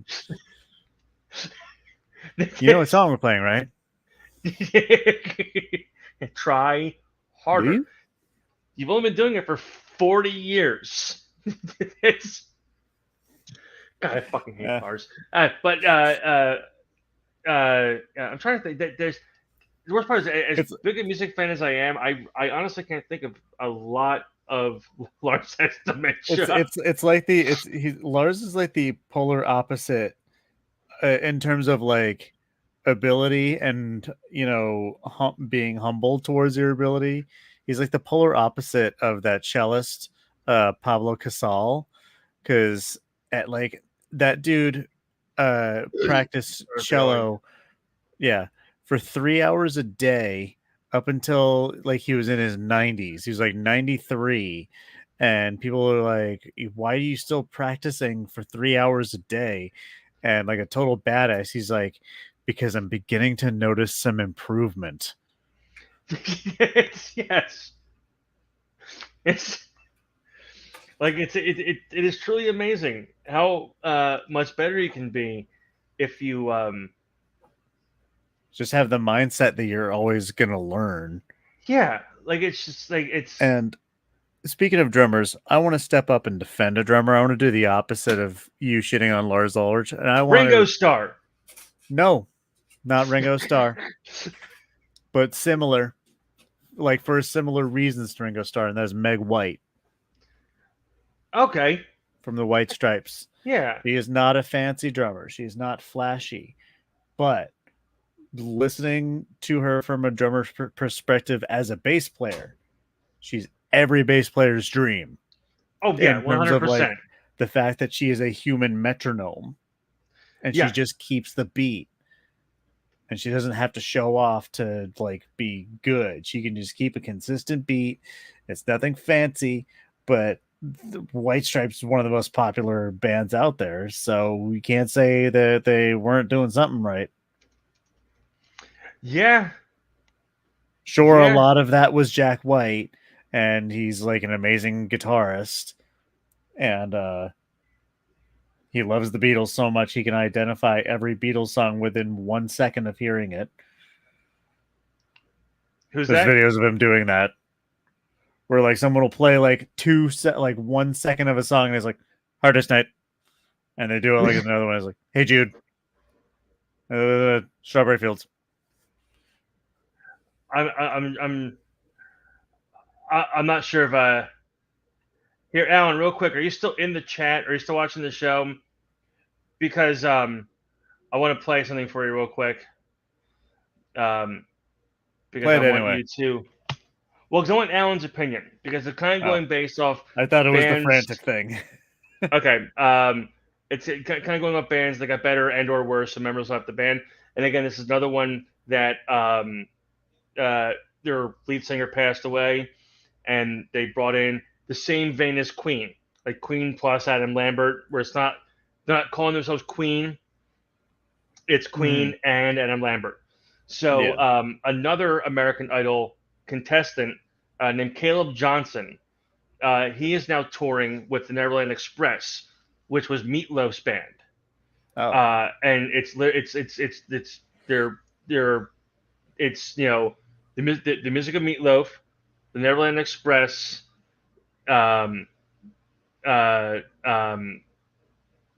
featuring Caleb Johnson. Mm-hmm. So there is, I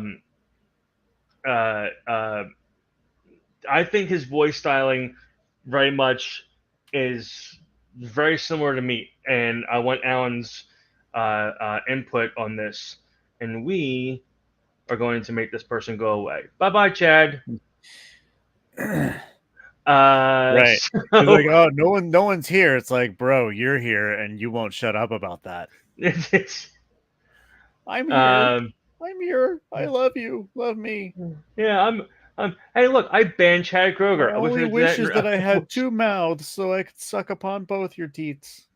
I wish I could ban the real Chad Kroger in real life. Yeah. But no, I'll just ban the fake Chad Kroger. What if you just did? So Alan, this is for you, and also for you, Nick, because I think it's a very good. And this is a studio recording. It's not a live video, so you're not gonna get that weird garbled nonsense that you get from live. And this is them doing "Bat Out of Hell," which is a very hard song, even for Meatloaf to sing when he was getting up there in age. But here, so we'll turn it up just a tad.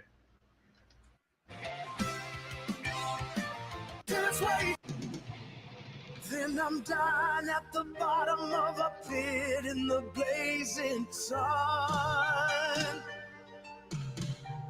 Oh, torn and twisted at the like he has that same vibrato Yeah, that same like vibrato that Meatloaf had. Yeah. I don't know. In the last I'll go fast for a little bit here. And I think somebody somewhere must be tolling a bell. Yeah, and the last thing I see is my heart still beating.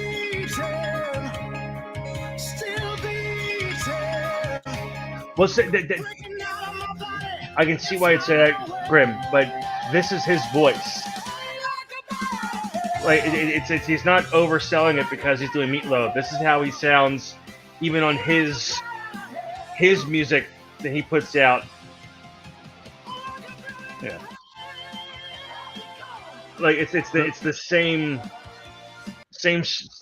vocal style, whether it's the Meatloaf stuff or his own stuff, and they go out and they do like hour and a half, 2 hour shows, and it's all paying tribute to Meatloaf. Yeah.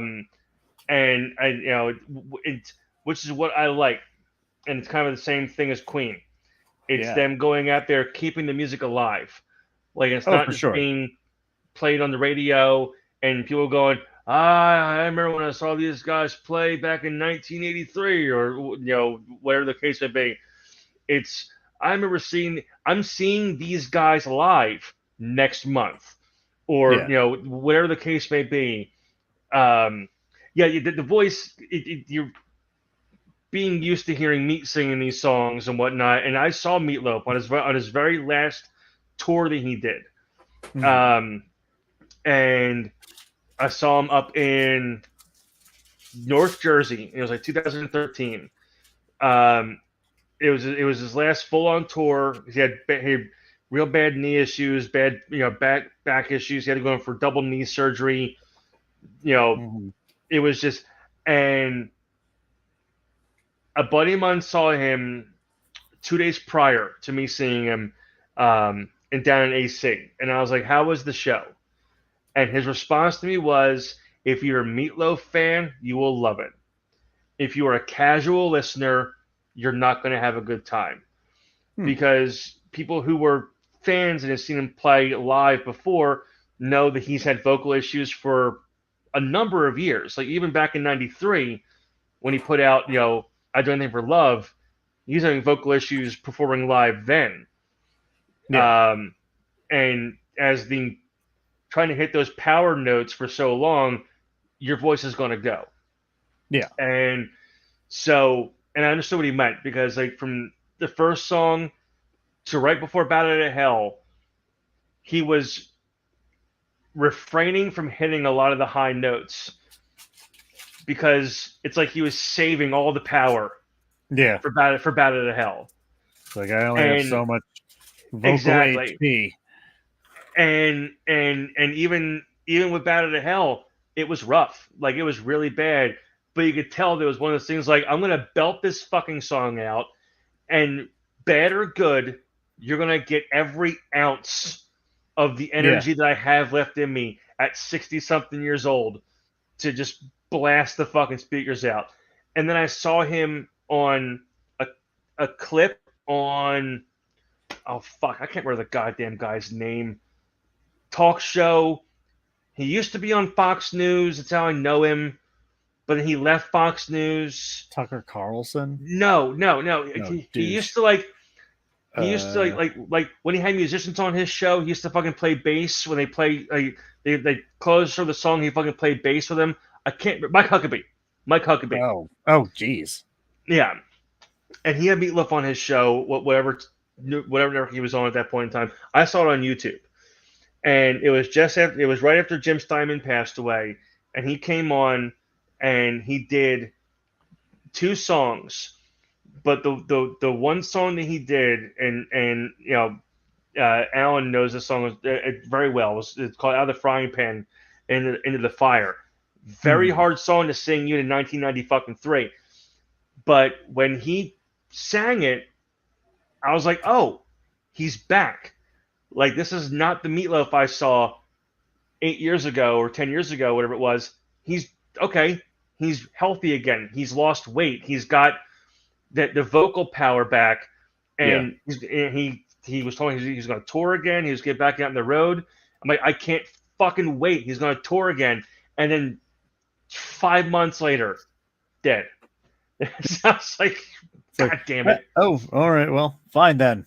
But yeah, yes, absolutely, a great friggin' song. It's that whole, again, it's another song with his albums, Bad to Hell 2, Back into Hell, front to back.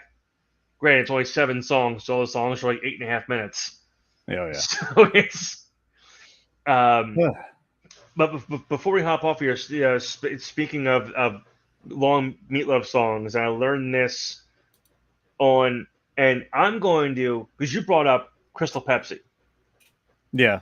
So I'm going to bring up unrelated, but I have a video that I just sent to you in the private chat that's just funny, and I just want to share it with the class. And it's just an animation. It's irrespective of the topic at hand.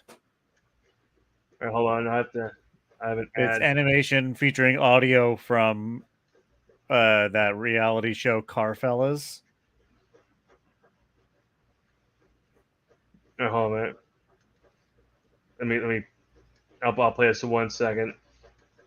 What was I saying? I can't remember what I was saying. Oh yeah, Meatloaf. So you brought up Crystal Pepsi, and you said how old we were because we both acknowledged that Crystal Pepsi was a thing. Yeah. So I learned this fact back in the year 1996. No, that's a lie. 1999. Oh, okay. At the still aptly named Sony Music Entertainment Center in Camden, New Jersey. Mm-hmm. When I went with my mom to go see Meatloaf on the VH1 Storytellers Tour. I'm not sure if you remember the VH1 Storytellers, where they used to do like a little concert and they kind of explain the stories behind some of the biggest songs. It's where I learned what that was. And now doing Anything for Love. I learned what that was during that show. Was it butt stuff? And for I don't know, that's been the recurring joke for 30 years, and it never stops being funny. I love that it will never stop being funny. No, so that, for those who don't know, is the preceding line of the song. So it's, I'll never stop dreaming of you every night of my life. I don't ever love, but I won't do that. I'll never forget the way you feel right now. I'll never love, but I won't do that. So it's whatever the previous line was in the song, that's what that was. But I learned that the original Paradise by the Dashboard Light, before it was recorded, Jim Steinman wrote it. It was 27 minutes long. Yeah, I'd whittle that down to the top 19 minutes. And they brought it in and they cut it down to 8.5 minutes. Mm-hmm. And when they cut it down, Jim Steinman's quote to the producer was, "You've just killed the song." And the guy goes, 8.5 minutes, I killed a song? And he's like, yes, you killed a song. Because it's too short now. Back in that era, there weren't a lot of 8-minute songs that could get airplay. Right. And they wanted airplay for these fucking songs. Yeah. So like the radio edit, Inagata Vita and Stairway are great and very long, to the point obnoxiously long songs. Like it's like some songs are just great long, and some songs. Yeah, that's fair. As a Tool fan, that's fair, because there are times where I want to listen to their 15-minute long song Tempest, and there are times when I don't. Yeah. Let me text same thing with quick. King Gizzard. They have a 19-minute song. It's really good. but you kind of have to budget time for it. Oh yeah. There's a lot of there's a lot of songs where it's like, do I have the time? Like what do I have to do right now today? Yeah. Like what am I doing? Am I gonna do I have dishes to do, laundry? Do I have in 15 that minutes to instance, waste? it's like you have to. That would be a good way to get chores done, because that one King Gizzard song is like just shy of 20 minutes. Be like, all right, I have to get done with this task by the end of this song. You have 19 minutes. Figure it out. Yeah, it's. I am I'm not going to say this on the feed, but I will say it once we get off of the feed when I'm texting my daughter right now. Okay. Because I don't want, because I'm sure she's still watching, or Aunt Lizzie is still watching. Anyway,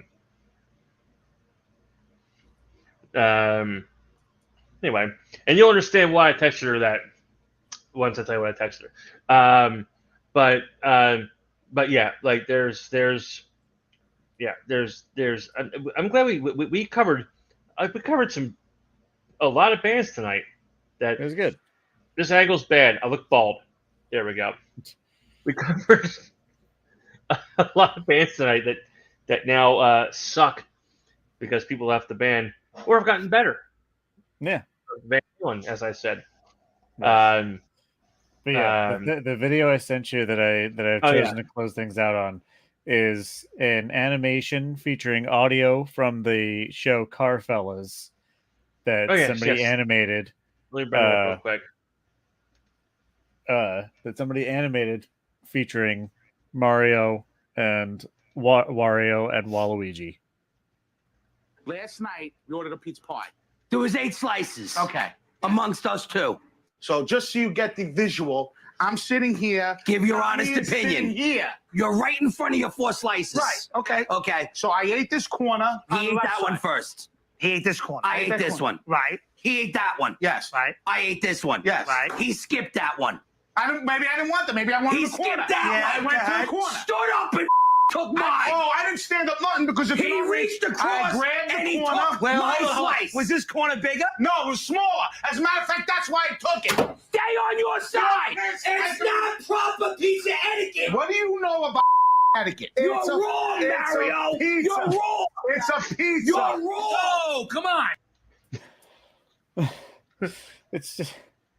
Oh, hey, whoa. The fact that he Copernicus. shouts "You're wrong, Mario" makes it even funnier. Oh, like, hey, Copernicus! Hey, Copernicus! Why don't you walk back down your face, stand there with your shirt? But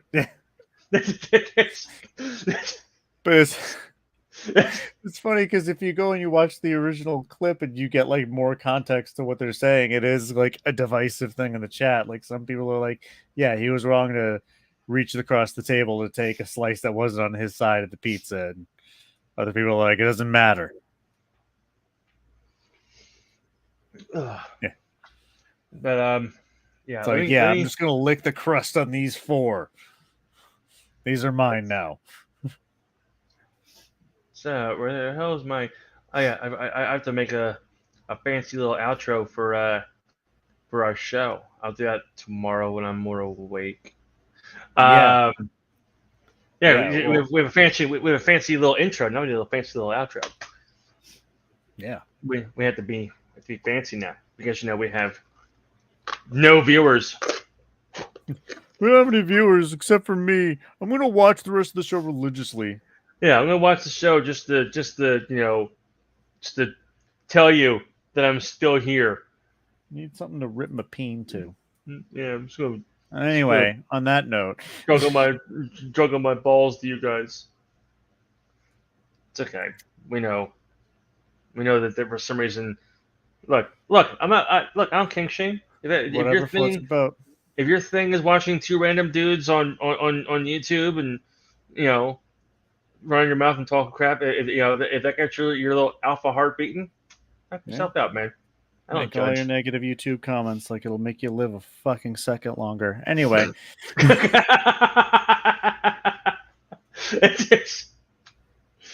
And I guarantee, you know what's going to happen, right? I guarantee, you know, these guys always have extra accounts to hop onto, so they'll be back on at some point, and then, you know, some Cool. other They can show. subscribe to us on those ones too. Exactly. Yeah. Bump up our numbers. Yeah. Yeah. Please do. I will happily.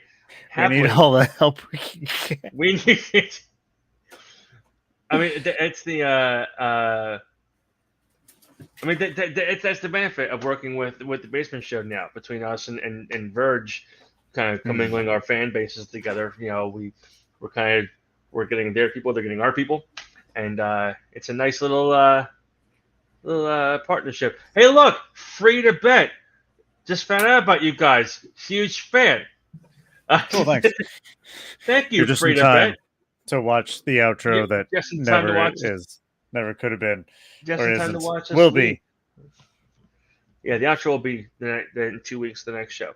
But yeah, I'm glad you're a huge fan. Friends and cyborgs alike. I think maybe he's literal. Maybe it's like an industrial size, huge metal fan on the toilet right now, but happy to see good content. Listen, whatever you decide to name it when you're done pooping is good. I'd maybe workshop the name good content, but yeah, exactly. Yeah, good content. You know, name it whatever you want to. I mean, you can name it Verge. I always say pooping combines my two favorite activities: being alone and making things. So I make things all the time. But yeah, Free to Bet. Thank you was walking around Kmart and needed the shit the whole time. That's fantastic. I'm very happy. I'm more amazed they let you use the bathroom. Good on you for that. I'm more amazed it's still Kmart. But on that note, Free to Bet, good luck with that shit. I can tell you from experience, what helps a lot is a black coffee and Raisin Bran at the same time. You really want to kick that thing in the gear and get those gears moving. Nice big bowl Raisin Bran and at least 1 or 2 cups of black coffee. And if you take bong rips while you're in there, the coughing will force out the poopy, and then you won't have to drop a lung while you're doing it. Yeah. And sometimes just or don't do drugs, kids. Sometimes you got to Lamaze breathe though. Sometimes you got to sit there and then just relax those grab muscles. Onto something, bite your lip, and give it hell. Here, real quick, hold on. Before my gears. Before we go, I gotta right now. This is how. I'm not sure, Nick, and I told Anna I was going to bring this up on the next show, and I forgot about it until just now. I'm not sure if you have ever seen any of the videos where someone has taken all the words out of a Macho Man Randy Savage promo. Oh God! It's just the breathing, and just left the breathing. Yeah. It's like the cuts of like. Yeah, Alan. If you've never seen it before, I know you're still here. I will end. Actually, no, we will end this show with Macho Man in hilarious fashion. Yeah. So we'll play this for you before we say our goodbyes. Alan, this is just for you. I hope you get a chuckle out of Macho Man, and someone has taken literally all the words out of the promo, and it's nothing but him breathing.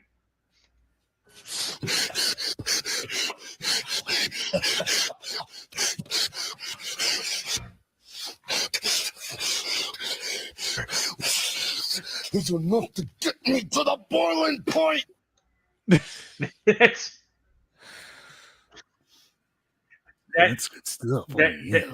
That should be the closing for our show. It should just cut right to Macho Man breathe. Like we should do one of those things where it's like mid conversation about something, and then that just plays, and the show ends. Like that's our Sopranos moment. Like we're like mid conversation, and just Macho Man comes in, and then the show ends, and leave the show on a cliffhanger. Yeah. Yes. But I think that's what we yeah. have to do. Yes. But that being said, guys, we'll see you in 2 weeks. Free to bet. Please follow us on YouTube. Follow our Twitch. It's free. And our Facebooks, and that way you'll know when we're live again, and hopefully next time you are much more relaxed than you were tonight. Yeah. And if not, we will help you through whatever. Better out than in. Whatever you need help with. Famous ogre once said that. We will be there for you. Nice. Yes, if it was ogre, yeah. Better out than in, I always say. Yeah. But that being said, guys, you can catch me next Saturday with the Verge crew, myself, Jeff, Marco, Batman. Matter of fact, we have new names now. I should point that out because I made a video the other day promoting the return. And in the video, I mentioned how the original Kings were returning, and that's a subtle little jab at another podcast that's out there. And so Marco had texted me and said we have to make T-shirts now that say the original Kings with the Verge logo on it. And then it kind of went into a spiral of our new names now, because Alan goes by the Mad Red King. And then Marco had said that because Jeff's very much into horror, that he should be called the 13th King. Marco, I dubbed him the Serotoons King. And Marco, being the immense douche that he is, I am the Burger King. So, and yes, check out Holland's Customs on Facebook, HOLANS Customs, and if you can dream it, they can make it. It is named after Shannon and Alan's 2 children, Hope and AJ, and they can make tumblers. They can make Alan. I'm going to talk about what you talked about today. They make paraphernalia for smoking of the herbal variety. Any design you want. They do 3D printing. They do tumblers, magnets, whatever you can think of. Check them out, HollandsCustoms.com. Follow The Basement Show on Facebook. Follow us on Facebook. On Twitter, I refuse to call it X. You can follow us on TikTok at Verge Radio. We're going to start posting more show content on there. And Nick, you can follow him at Mug and Play, Mug AND Play on TikTok, as well as on Twitter. Pretty much everything. Yeah, on all the things you can follow Nick. Yeah. Just not into the bathroom. Free to bet. Don't follow us into the bathroom. I'll thank you not to. Yes. That being said, guys, Nick and I will see you in 2 weeks at the next show, and I will see you on next Saturday, where I won't be pulling double duty. And it does on the Verge radio program. You guys are so cute. I appreciate it. You're joining. Thank you for noticing. We're right at the end because we're leaving.